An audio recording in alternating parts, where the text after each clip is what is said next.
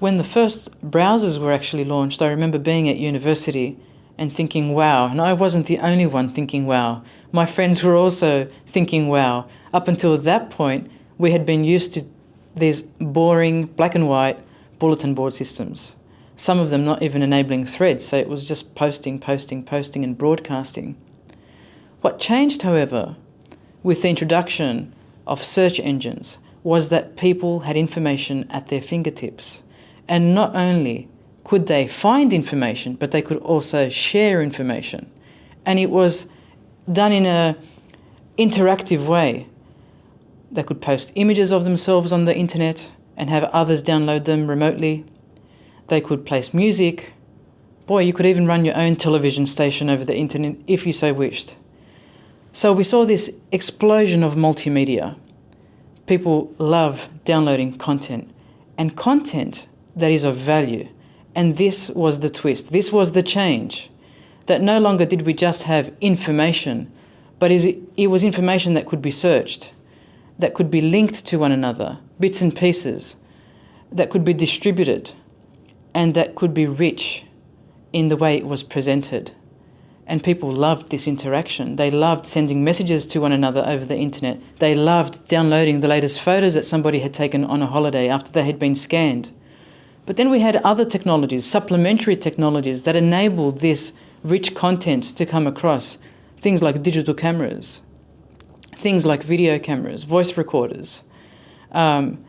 We could now instantly download images from, a special event and share it with all our friends. In the United States in 1997, one of the websites that had a major impact was classroom.com, and this let people find each other. Friends who hadn't spoken for years could locate each other via classroom.com. Boy, did it sweep through America and cause a craze. It didn't allow for people to place their profiles on the internet, but it did enable people to find each other. After classroom.com, there was a site called 6 Degrees, and 6 Degrees embraced the notion of this, very small world we live in, that we're separated by only 6 persons from each other.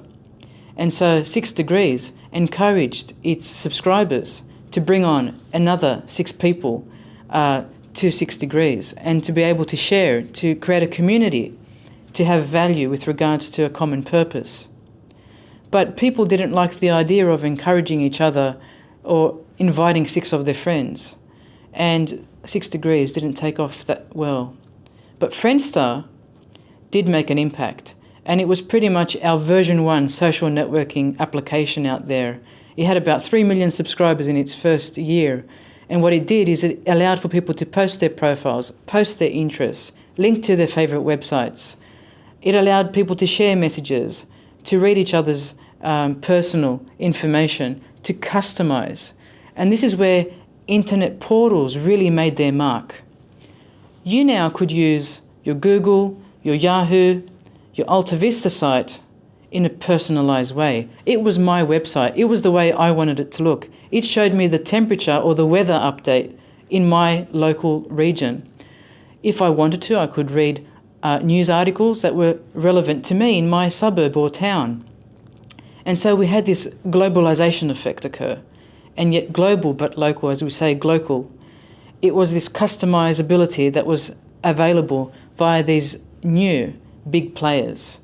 And for sure, they were able to attract a lot of new young subscribers. Look at what happened with the introduction of Facebook. Over 150 million users by 2007 or 8. So what we are seeing is an explosion of content sharing, and it's all about the value that the individual places on sharing that data with others in their network. Coupled with social networking technologies, we also saw the adoption of smartphones, mobile phones that you could take with you anywhere you wanted.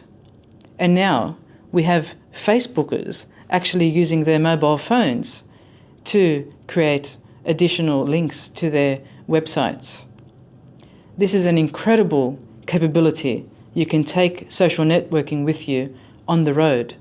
We also have features that these social networking technologies offer, again, allowing you to view photos or meta tag photos with names or data, allowing you to share your physical location with your peers so they know where you are anytime, any day.